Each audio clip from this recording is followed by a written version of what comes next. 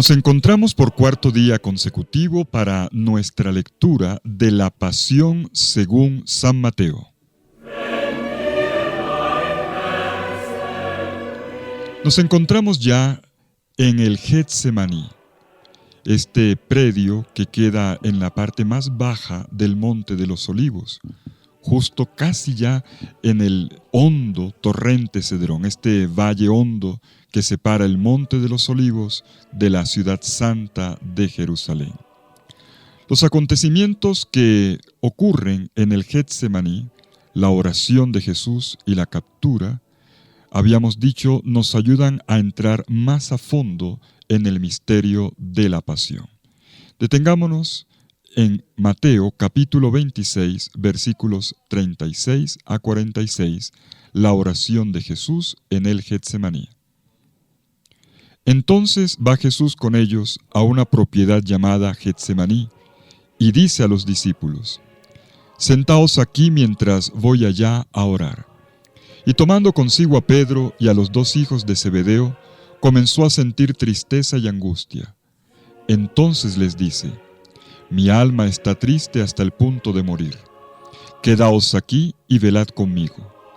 Y adelantándose un poco, cayó rostro en tierra y suplicaba así: «Padre mío, si es posible que pase de mí esta copa, pero no sea como yo quiero, sino como quieras tú». Viene entonces donde los discípulos y los encuentra dormidos, y dice a Pedro: «¿Con que no habéis podido velar una hora conmigo? Velad y orad, para que no caigáis en tentación, que el espíritu está pronto, pero la carne es débil».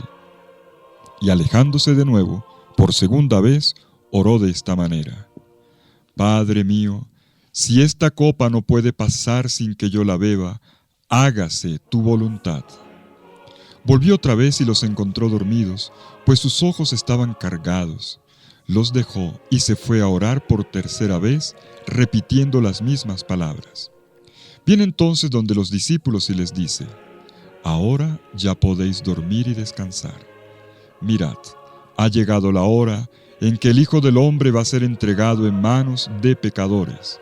Levantaos, vámonos, mirad que el que me va a entregar está cerca».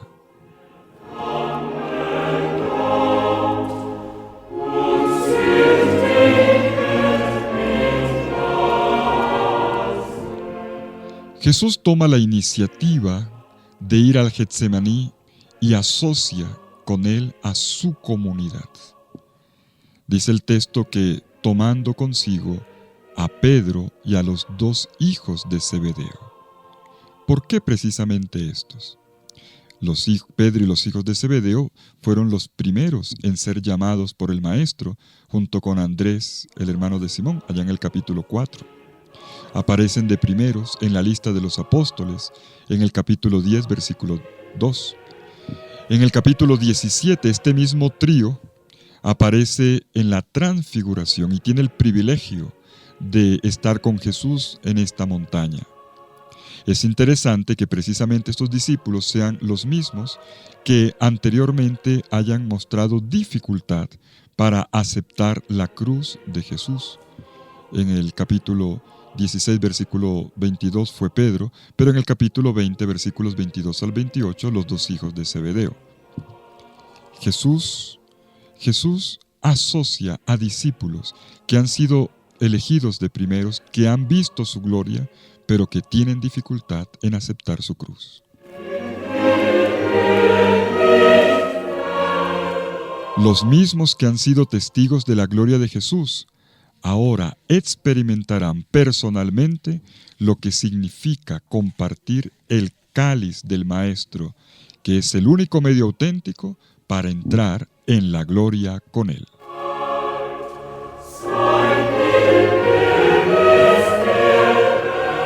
Y enseguida en el versículo 37 vemos cómo el tormento de Jesús es descrito con muchísimo vigor.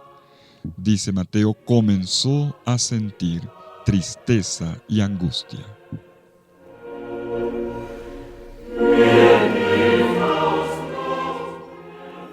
Jesús agrega una confidencia a sus discípulos en el versículo 38. Mi alma está triste hasta el punto de morir. Quedaos aquí y velad. Estas palabras son un eco del Salmo 42, una de las oraciones más elocuentes de todo el Salterio, la cual expresa el anhelo del orante hacia Dios desde la profundidad del sufrimiento y del temor a la muerte. Mi alma tiene sed de Dios, dice el Salmo 42, del Dios vivo. ¿Cuándo podré ir a ver el rostro de Dios? Las lágrimas son mi pan de día y de noche, mientras todo el día me preguntan, ¿dónde está tu Dios? ¿Por qué te entristeces, alma mía? ¿Por qué te me turbas? Espera en Dios que volverás a alabarlo. Salud de mi rostro, Dios mío.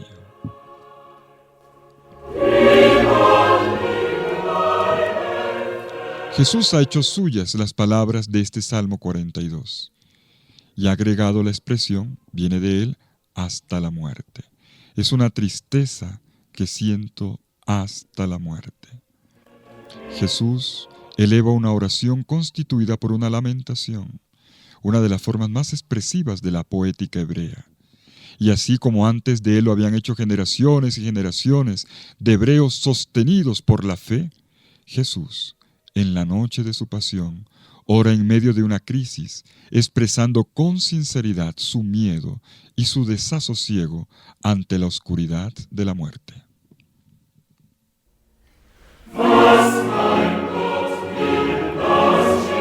A los 3 discípulos les pide, quedaos aquí y velad conmigo.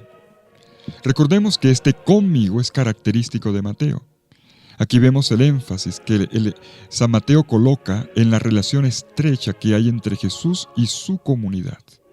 Ya lo hemos visto a lo largo del Evangelio y especialmente al comienzo de la Pasión.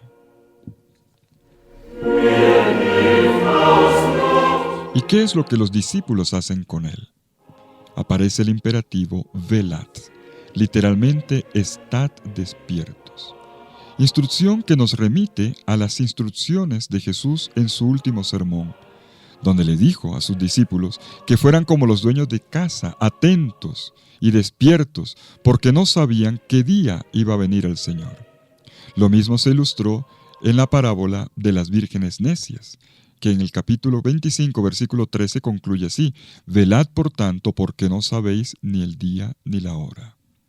Por lo tanto, en coherencia con la última enseñanza de Jesús y con lo que ya sabemos de la pasión, que es el kairos, la hora definitiva de la salvación, los discípulos deben estar preparados, deben estar despiertos.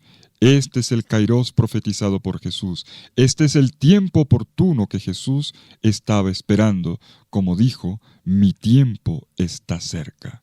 Es ahora cuando su acto de amor decisivo y fiel va a conducir al mundo hacia la salvación definitiva. Por eso, estad despiertos.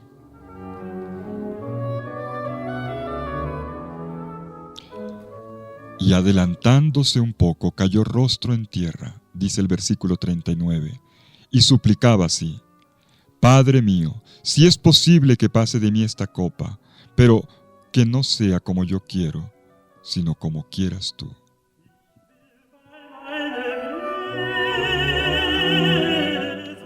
El lamento de Jesús se eleva hacia el cielo, ahora a través del grito, Padre mío. Jesús comienza a orar poniendo en práctica lo mismo que él enseñó cuando le dio su catequesis a los discípulos sobre cómo debían orar, ahora en el ámbito del reino. De hecho, en Mateo 21-22 Jesús había dicho esta frase, todo lo que pidáis con fe en la oración, lo obtendréis.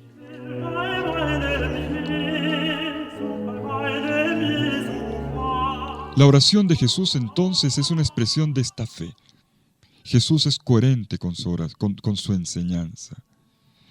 Y dice el texto que esto Jesús lo ha hecho arrojándose rostro en tierra, es decir, acompañando su plegaria con una intensa expresión de adoración y de respeto ante su Padre.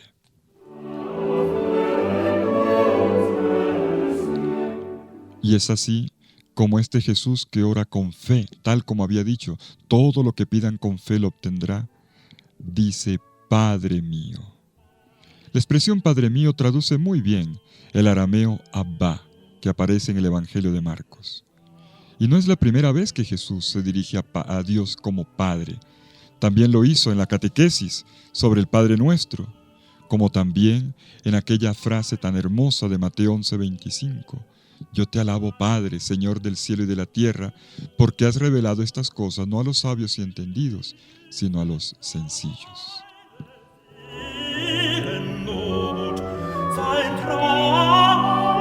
Que Jesús llame a Dios Papá refuerza una vez más su identidad de Hijo de Dios. Es una característica también subrayada en este Evangelio.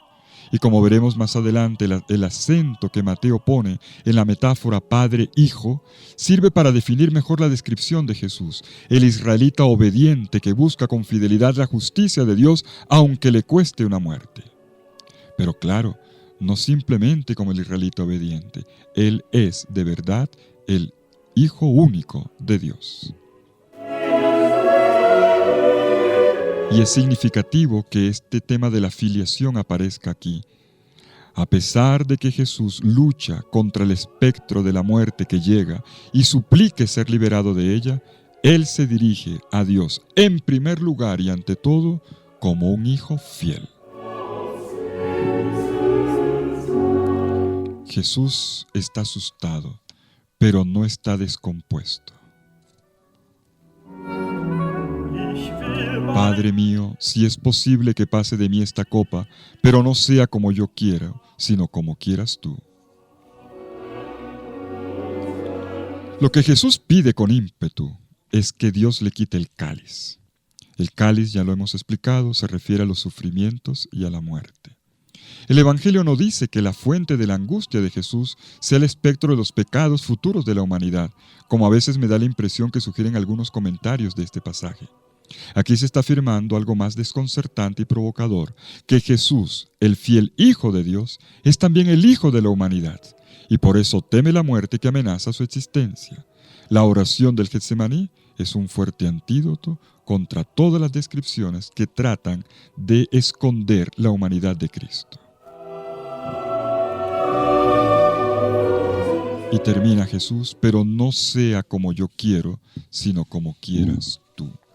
De esta manera pide con ansia ser liberado de la muerte, pero también para que, por encima de su querer, se haga el querer de Dios. La espiritualidad cristiana siempre ha estado marcada por esta mezcla de fe y de fragilidad. La frase "si es posible", pero también la otra "pero no como yo quiero, sino como tú quieras", remachan con energía el espíritu de obediencia que ha animado al Jesús de Mateo desde las primeras escenas del Evangelio. Y a lo largo del Evangelio, Jesús le enseñó a sus discípulos que quien haga la voluntad de mi Padre que está en los cielos y que quien no se limite a pronunciar simplemente palabras piadosas, esa persona entrará en el reino de los cielos. La entrada en el reino se hace por la obediencia a la voluntad de Dios. Mateo 7:21. Además, quien hace la voluntad de mi Padre, dice Jesús en 12:50, pertenece a mi familia, es mi padre, mi hermano y mi hermana. Cuando Jesús en Mateo 5:17 ha dicho que no ha venido a abolir la ley, sino a darle cumplimiento a la ley y a los profetas, Jesús está indicando que lo que busca en ella es la voluntad de Dios, cosa que Él ha traducido fielmente en su ministerio en obras concretas. Es así, mis hermanos, como el tema de la voluntad de Dios aparece aquí recogido. Es un hilo, como quiero mostrarles, que se está tejiendo a lo largo del Evangelio. Pues bien, aunque Jesús se postre en tierra como presa del dolor y de la angustia, este espíritu de fidelidad que está arraigado en Él no se extingue jamás.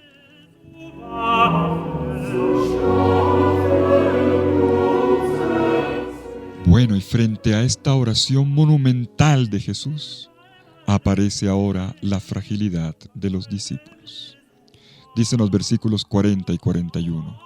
Viene entonces donde los discípulos y los encuentra dormidos, y dice a Pedro: ¿con que no habéis podido velar una hora conmigo? Velad y orad, para que no caigáis en tentación, que el espíritu está pronto, pero la carne es débil.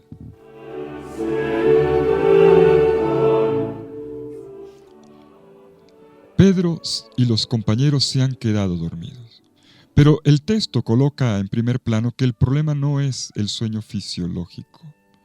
El problema es la falta de vigilancia, el no permanecer despiertos para recibir el kairos, el tiempo oportuno, hará que al final queden fuera de este momento en el que acontece el reino.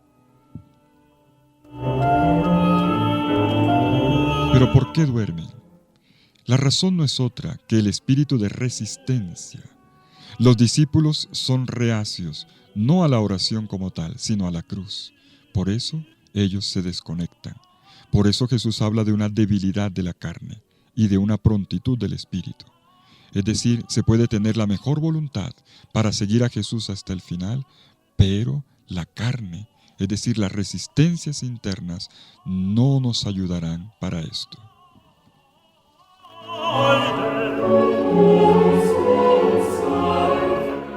Y entonces Jesús les dice: velen y oren para que no caigan en tentación. Tal como se los había dicho cuando los educó en el Padre Nuestro, para que no caigan en tentación. Aun cuando en la vida haya muchas dificultades, a veces tan grandes que atropellan al creyente, hay que pedirle a Dios que no nos deje caer ante un mal tan terrible.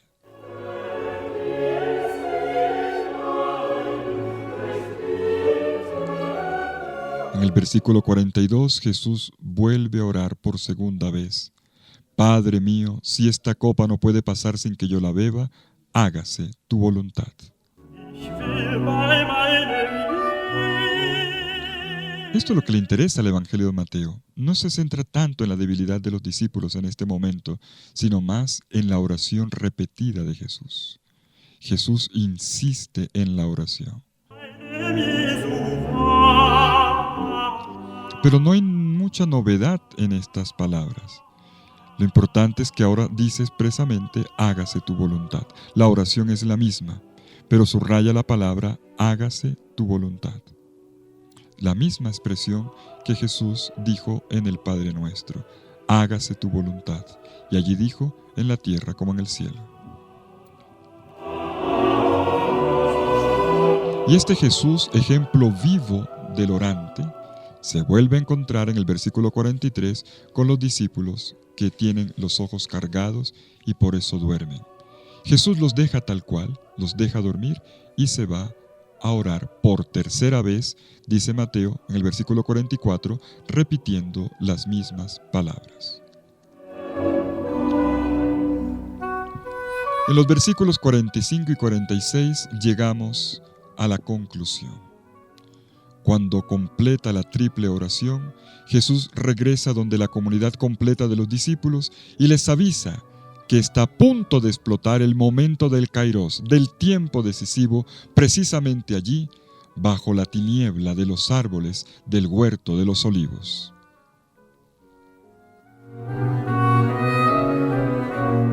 Veamos los versículos 45 y 46. Viene entonces donde los discípulos y les dice: ahora ya podéis dormir y descansar. Mirad, ha llegado la hora en que el Hijo del Hombre va a ser entregado en manos de los pecadores. Levantaos, vámonos, mirad que el que me va a entregar está cerca. Observemos en este versículo la majestad con que Jesús se comporta frente a las amenazas de la muerte. La oración confiada lo ha despertado, lo tiene vigilante para la hora decisiva que ahora llega apresuradamente. Las palabras de Jesús identifican aquella hora con la llegada de Judas. Mirad, dice Jesús, mirad, que el Hijo del Hombre va a ser entregado en manos de los pecadores. El arresto, el momento de la entrega, que a lo largo del Evangelio ha sido el hilo de las predicciones proféticas de Jesús, y la fuerza de muerte está ahora a punto de encontrarse. En el momento en que Jesús perderá su libertad y comenzará su viaje final hacia el Padre, rápido y fatal, por medio de una cruz. Ahora Jesús está majestuoso. Él es el Pantocrátor. Él tiene el dominio de la situación. La noche del arresto era de verdad el momento de la llegada del Kairos definitivo de Jesús. Y la escena que viene enseguida será una clara demostración de la diversidad de las reacciones, tanto por parte de Jesús como por parte de los discípulos, frente a esta hora de la salvación.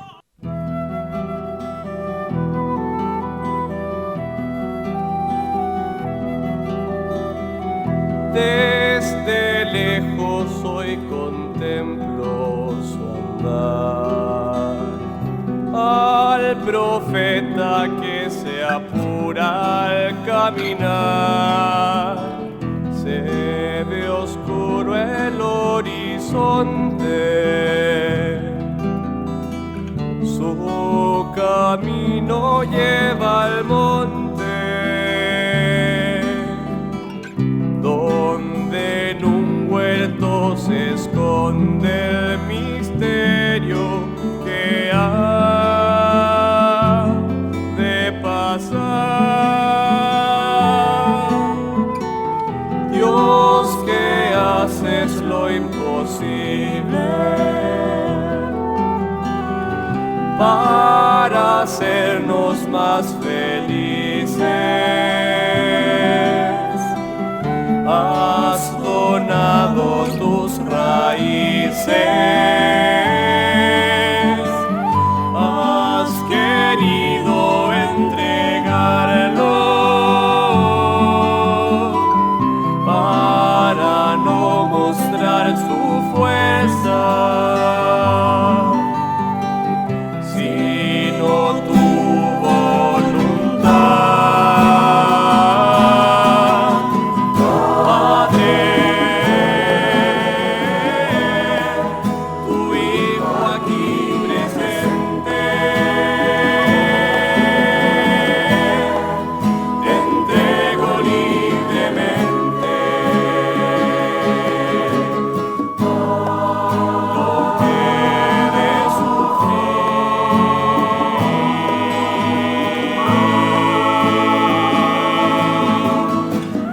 Padre, aunque no lo deseo, y amargo es el cáliz, entrego estas manos para gloria de tu amor.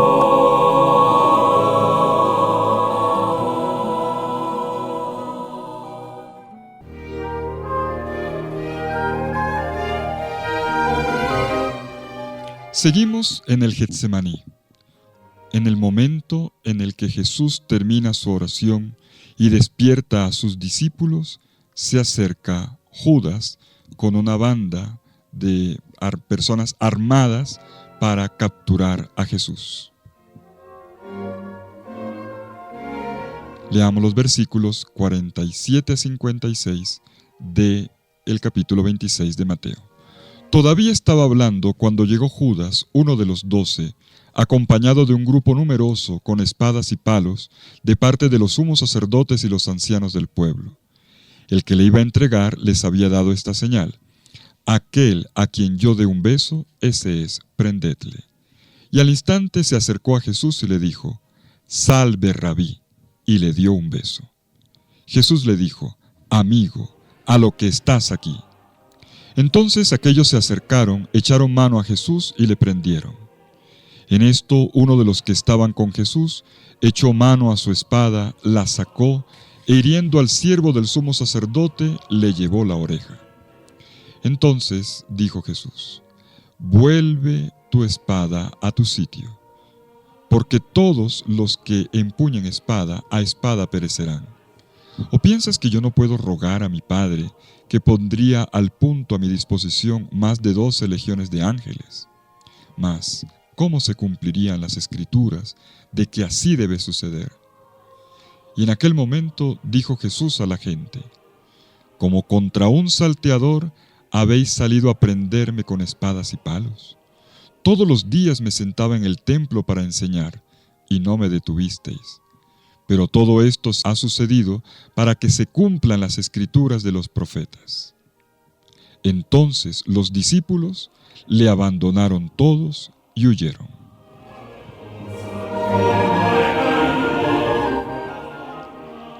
En el mismo instante en que Jesús despierta a sus discípulos del sueño y les avisa que ha llegado la hora fatal, Judas y el grupo armado entran en el Getsemaní.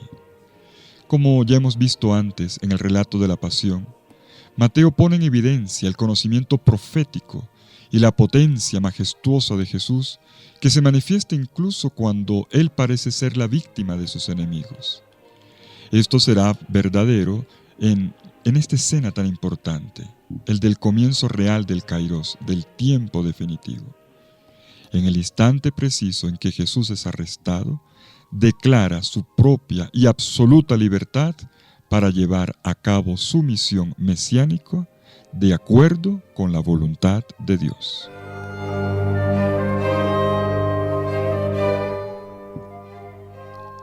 Aparece Judas y anota Mateo, uno de los 12. Nos hace sentir el dolor de la traición de un ex miembro de la comunidad. Él lidera a un grupo armado que viene de parte de los sumos sacerdotes y de los ancianos del pueblo, con los cuales ha tramado la conjura final contra la vida de Jesús. Pero lo trágico es que Judas utilice aquí un símbolo de amistad para convertirlo en signo de traición. Aquel a quien yo dé un beso, ese es, prendedle, dice el versículo 48. Y Judas se acerca a Jesús y lo besa. Judas distorsiona un saludo cordial en un gesto de muerte y llama a Jesús Salve Rabí. Los que se acuerdan de lo que explicábamos en la última cena cuando Jesús predijo la traición de Judas, la diferencia entre la palabra maestro y la palabra rabí, entienden ahora qué está ocurriendo. Judas no llama a Jesús maestro, sino rabí, como lo trataban los enemigos.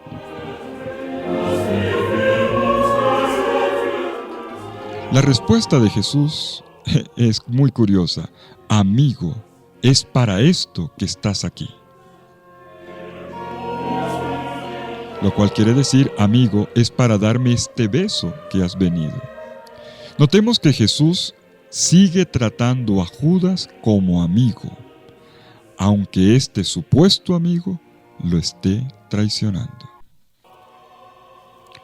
El beso sacrílego viola de forma cruel el vínculo de amor y de respeto entre el maestro y el discípulo. Y se los recuerdo, aun cuando Judas rompe con Jesús, Jesús lo sigue llamando amigo. Y es ahora cuando la gente ya está libre para acercarse a Jesús y darle captura.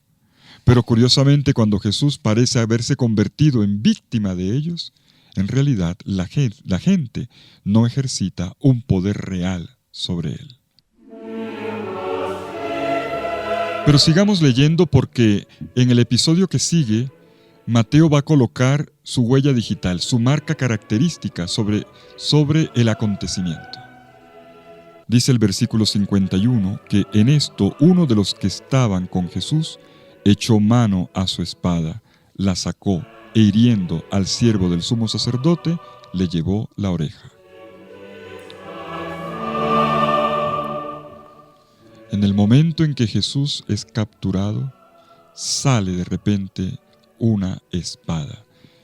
El evangelista Mateo, a diferencia de Marcos, que dice uno de los presentes, con lo cual podría ser cualquier persona, y un poco para insinuar también que el incidente de la espada habría sido fruto del caos y de la violencia en la tiniebla del Getsemaní, para Mateo es diferente. Para Mateo es uno de los que están con Jesús, uno de sus discípulos. La violencia de la multitud parece haber contagiado también a los mismos discípulos, y uno de ellos, en un vano y débil intento por proteger a su maestro, hiere a uno de sus enemigos. Pero al hacerlo, termina recibiendo un fuerte reproche de Jesús. Vuelve tu espada a su sitio, dice Jesús en 26, 52 al 54. Porque todos los que empuñan a espada perecerán. ¿O piensas que yo no puedo rogar a mi Padre, que pondría al punto a mi disposición más de 12 legiones de ángeles? Mas ¿cómo se cumplirían las Escrituras de que así debe suceder?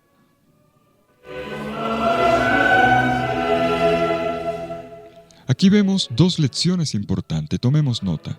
La primera es la coherencia de Jesús. Jesús siempre pone en práctica lo que enseña. El Evangelio de Mateo ha enfatizado mucho esto y ha criticado con intensidad la hipocresía. Jesús, por el contrario, siempre coherente, y Jesús rechazó la violencia, inclusive para la protección de su propia vida. La espada debe volver a su lugar, porque todos los que empuñan espada, a espada perecerán. Jesús quiere que se acabe con el ciclo interminable, infinito, de la violencia.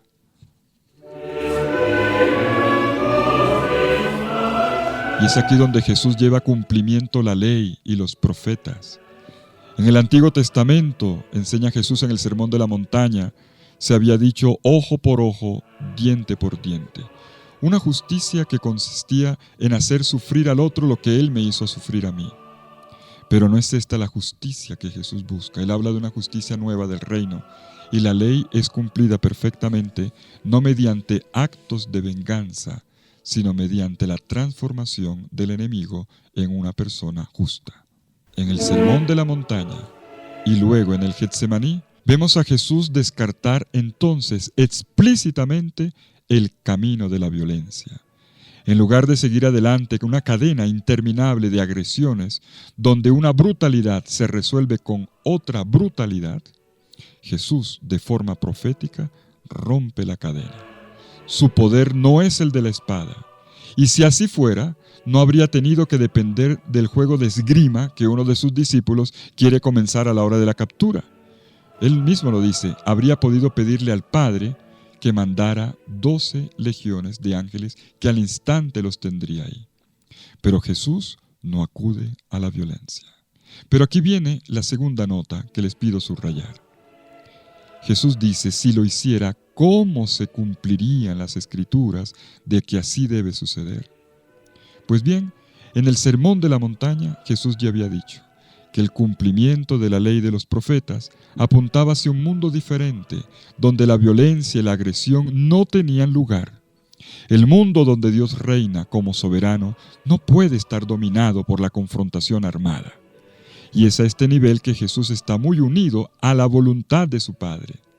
Él no quería andar por la línea de conducta humana, el del camino de la prepotencia, el de todo mediante la fuerza para doblegar a otro, sino todo lo contrario, la línea señalada por el Padre es el verdadero camino, el Dios que derrama su pasión y su perdón misericordioso tanto sobre buenos como sobre malos, el que hace brillar su sol sobre justos e injustos y beneficia a la creación entera sin excepción.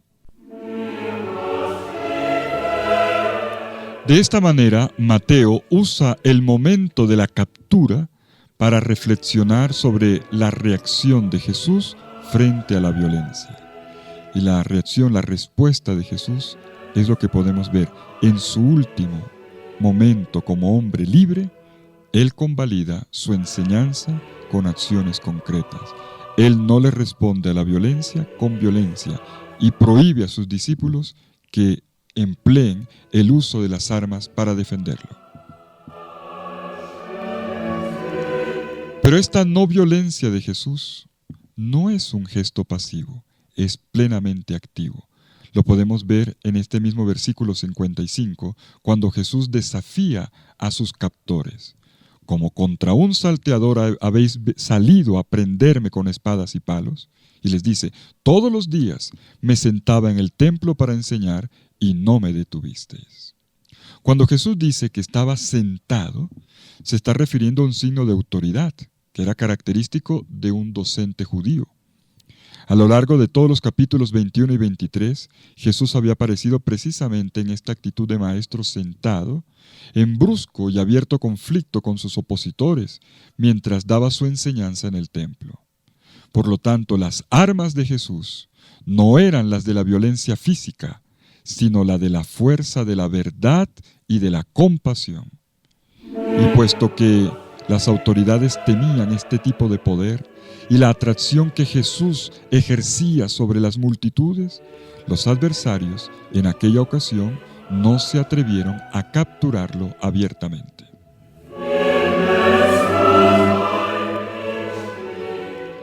Bueno, la escena del arresto concluye con una palabra de Jesús y con una acción de los discípulos.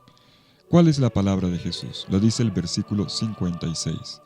Todo esto ha sucedido para que se cumplan las escrituras de los profetas.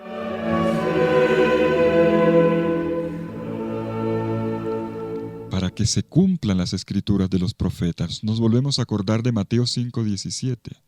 No ha venido a abolir la ley, sino a darle cumplimiento. Y agrega los profetas, la ley y los profetas. Pues bien, toda la pasión es el cumplimiento de la Escritura, del camino de Dios con su pueblo en toda una historia que ha sido historia de salvación. Subrayan en el versículo 56 la palabra todo. Todo esto es el cumplimiento de las Escrituras. Y Mateo dice en esta ocasión de los profetas.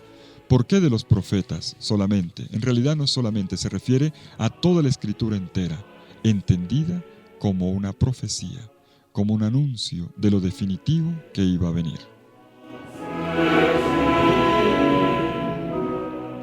Y aquí viene el segundo detalle con el que se concluye. Además de las palabras de Jesús sobre el cumplimiento, encontramos la reacción de los discípulos en la captura. Dice el versículo 56, entonces los discípulos le abandonaron todos y huyeron.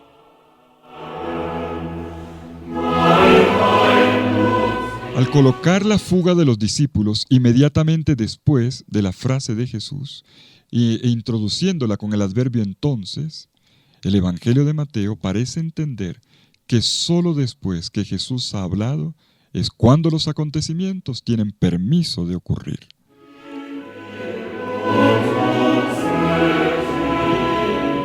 Una vez más, en el Evangelio de Mateo queda implícito que bajo el caos y la polvareda de esta escena pulsa la providencia misteriosa de Dios.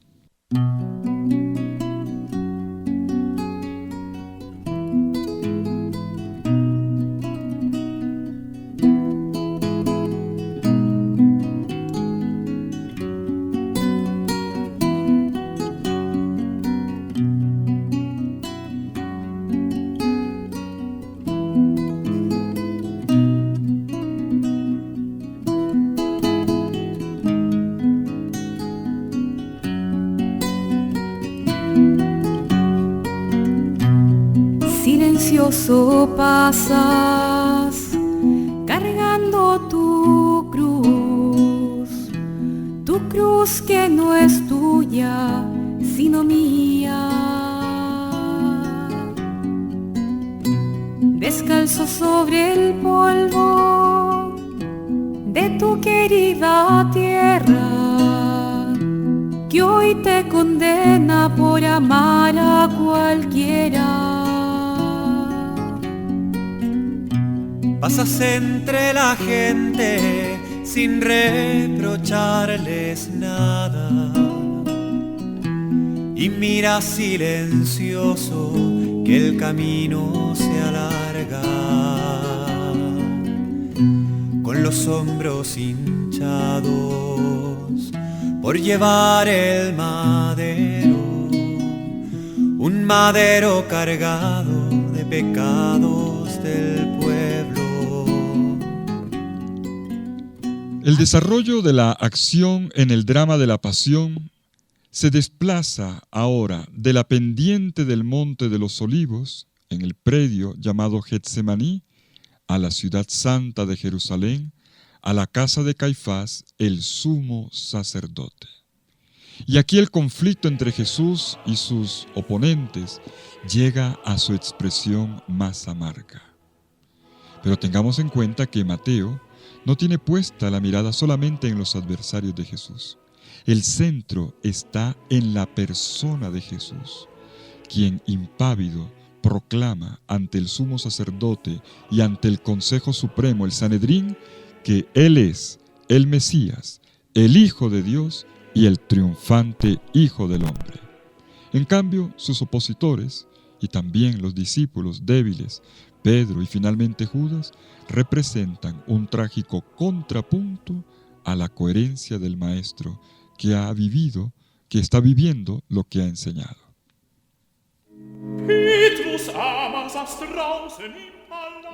Tenemos 3 escenas que se desenvuelven en un único lugar.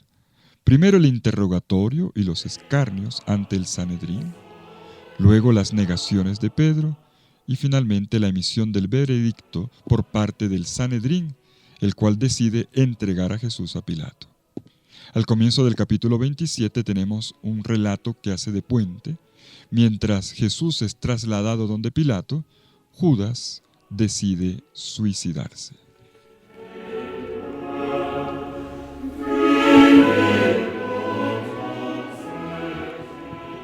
Escuchemos lo que ocurre en el Sanedrín, la presencia de Jesús ante el Sanedrín, el cual hace el primer juicio contra él. Mateo 26, 57 al 68. Los que prendieron a Jesús le llevaron ante el sumo sacerdote Caifás, donde se habían reunido los escribas y los ancianos. Pedro le iba siguiendo de lejos hasta el palacio del sumo sacerdote, y entrando dentro se sentó con los criados para ver el final. Los sumos sacerdotes y el Sanedrín entero andaban buscando un falso testimonio contra Jesús con el ánimo de darle muerte, y no lo encontraron, a pesar de que se presentaron muchos falsos testigos. Al final se presentaron 2 que dijeron: Este dijo, yo puedo destruir el santuario de Dios y en 3 días edificarlo. Entonces se levantó el sumo sacerdote y le dijo: No respondes nada. ¿Qué es lo que estos atestiguan contra ti? Pero Jesús seguía callado. El sumo sacerdote le dijo: Yo te conjuro por Dios vivo que nos digas si tú eres el Cristo, el Hijo de Dios. Le dice Jesús: Sí, tú lo has dicho. Y yo os declaro que a partir de ahora veréis al Hijo del Hombre sentado a la diestra del poder y venir sobre las nubes del cielo. Entonces el sumo sacerdote rasgó sus vestidos y dijo: «Ha blasfemado. ¿Qué necesidad tenemos ya de testigos? Acabáis de oír la blasfemia. ¿Qué os parece?» Respondieron ellos diciendo: «Es reo de muerte». Entonces se pusieron a escupirle en la cara y a bofetearle, y otros a golpearle, diciendo: «Adívínanos, Cristo, ¿quién es el que te ha pegado?».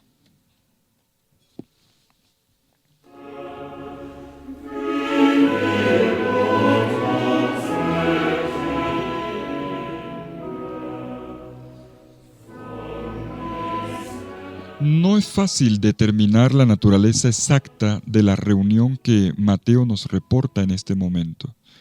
Hay motivos para sospechar que históricamente este no fue un juicio propiamente dicho, sino una reunión estratégica en la que los jefes hebreos interrogan a Jesús y deciden qué línea de conducta seguir contra él. De todas maneras, Mateo recaba su versión del juicio de la propia fuente, que es Marcos, introduciendo, como hace con frecuencia, un cierto número de cambios, y tanto de estilo como otros que orientan de manera particular el relato hacia su perspectiva final. La multitud armada que ha seguido a Jesús en el Getsemaní, nos dice Mateo, lo lleva ahora a casa del sumo sacerdote Caifás. Precisamente en este mismo lugar se habían reunido los miembros del Sanedrín al comienzo de la pasión para decidir la muerte, para decidir cómo capturar a Jesús. Vemos que en contraste aparece Pedro, quien había asegurado, aunque tenga que morir contigo, no te negaré, todavía sigue a Jesús, no lo ha abandonado.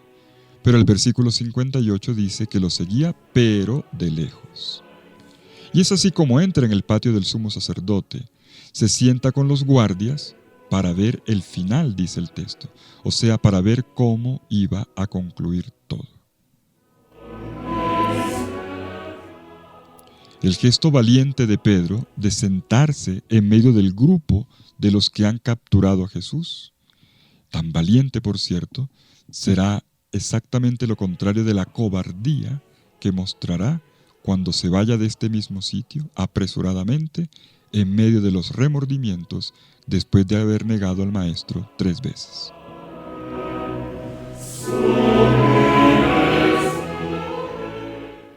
Mientras tanto, dentro de la sala del sumo sacerdote se desarrolla el interrogatorio de Jesús. Primero buscan un falso testimonio contra Jesús, con el ánimo de darle muerte, dice el versículo 59. Con el ánimo de darle muerte. Ahí se nota ya que la intención no era para nada buena. Ya sabían lo que querían, aun cuando Jesús todavía no hubiera abierto la boca. Es significativo que aparezca un desfile de falsos testigos que lanzan acusaciones teatrales contra el prisionero, pero son demasiado torpes para ser creíbles, hasta que al final aparecen dos, que es lo que se necesita para poder aplicar una pena de muerte, como dice Deuteronomio 17:6, y acusan a Jesús de haber dicho que podía destruir, esto es muy de Mateo, podía destruir el santuario, no que lo iba a destruir, sino que tenía el poder para destruir y reconstruir el santuario. Solo Dios tiene este poder. Por lo tanto, hay una ironía en la falsa acusación que proviene de estas dos personas. Falsa acusación que ni los sumos sacerdotes ni Jesús contradicen. Es falsa por la forma, porque Jesús no la va a destruir externamente, pero es verdadera porque Jesús tiene este poder. Y la declaración de los dos testigos provoca en el versículo 62 la intervención del sumo sacerdote. Él enfrenta cara a cara a Jesús pidiéndole una respuesta a las acusaciones, pero Jesús se queda en silencio.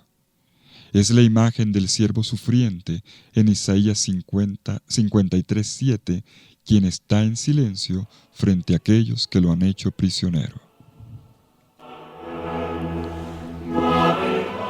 En el versículo 63, el sumo sacerdote le plantea la pregunta decisiva: yo te conjuro por Dios vivo que nos digas si tú eres el Cristo, el Hijo de Dios.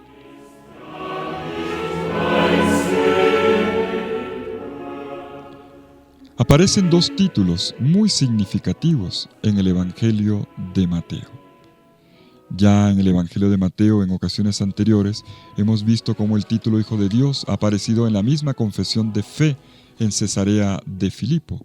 Jesús es definido no solamente como Cristo, sino como Cristo, Hijo de Dios. Al comienzo del Evangelio, cuando comienza la genealogía, la introducción de la genealogía, ya se ha dicho que Él es el Cristo. En Mateo 11:2, Jesús le responde a Juan Bautista con las obras del Cristo. Jesús no se opone cuando le aplican este calificativo, ni tampoco el de Hijo de Dios, que le ha dicho Satanás en las tentaciones en Mateo 4:3, y que Jesús no rechaza como tal, ni tampoco los demonios en 8:29. El título Hijo de Dios es también un título conocido y que ya se ha reafirmado sobre todo en la escena del Getsemaní. Jesús es verdaderamente el Mesías, es verdaderamente el Hijo de Dios. Con esto se exalta la potencia extraordinaria de Jesús y su intimidad con el mismísimo Dios.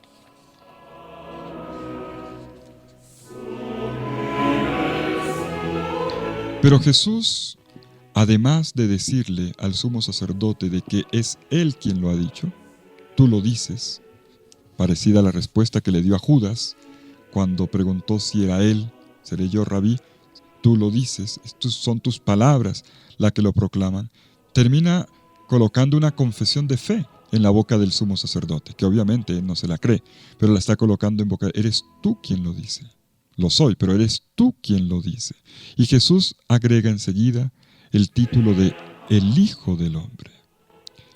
Tú lo has dicho, y agrega, yo os declaro que a partir de ahora veréis al Hijo del Hombre sentado a la diestra del poder y venir sobre las nubes del cielo.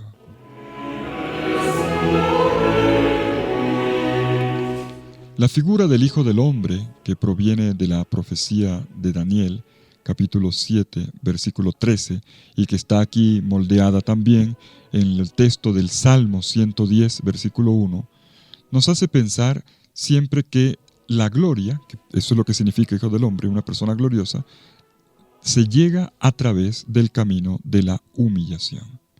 Y por eso es importante que Jesús en el versículo 64 diga, de ahora en adelante.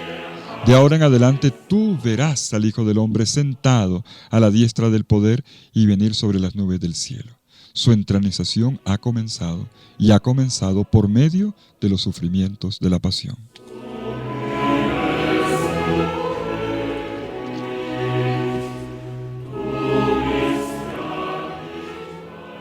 La impávida confesión que Jesús hace de su verdadera identidad como Mesías, como Hijo de Dios y como Hijo del Hombre, sella finalmente su destino.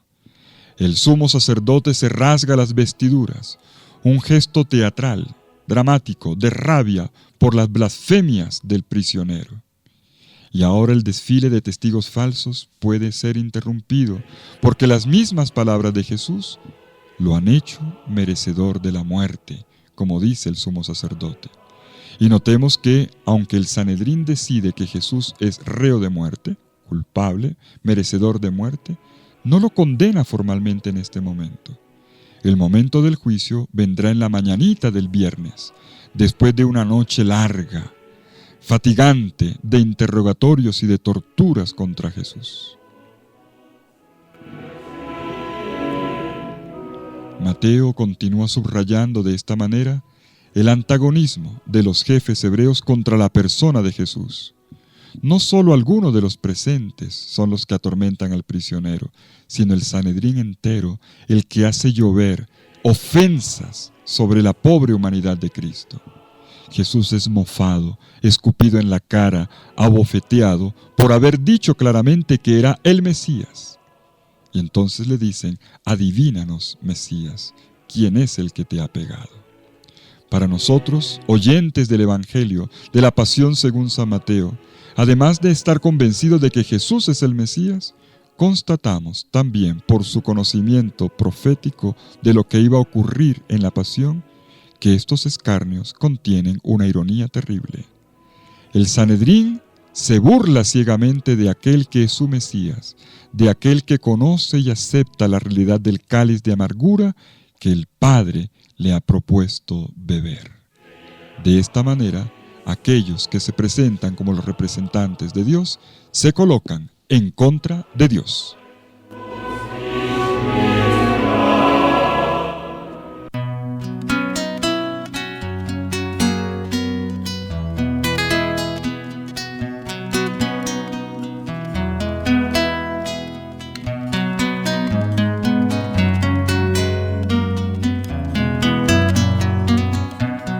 Silencioso pasas, cargando tu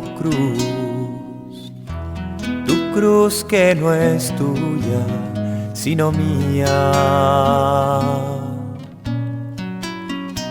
Descalzo sobre el polvo de tu querida tierra, que hoy te condena por amar a cualquiera. Pasas entre la gente sin reprocharles nada y miras silencioso que el camino se alarga, con los hombros hinchados por llevar el madero, un madero cargado de pecados del pueblo. Aquel sacrificio en que culmina tu vida de 33 cortos años largamente sufrida. 33 años de vida, hondo predicador de tan noble evangelio y tan noble misión. Pa' estos palos naciste, pa' salvar hombres como yo,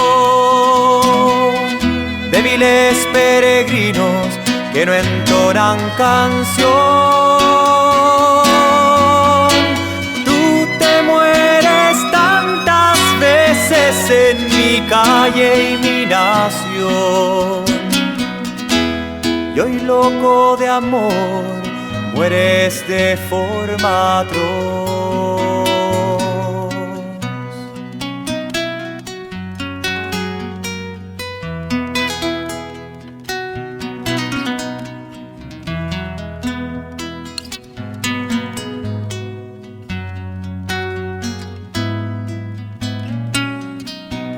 Tú no tenías cruz, buscaste las mías, y por mucho que caigas, sin embargo caminas. Seguiré tus pasos, amigo Jesús, al final y locura, locura de cruz. Gracias, Señor, gracias por cargar con tu cruz que no es tuya, sino mía.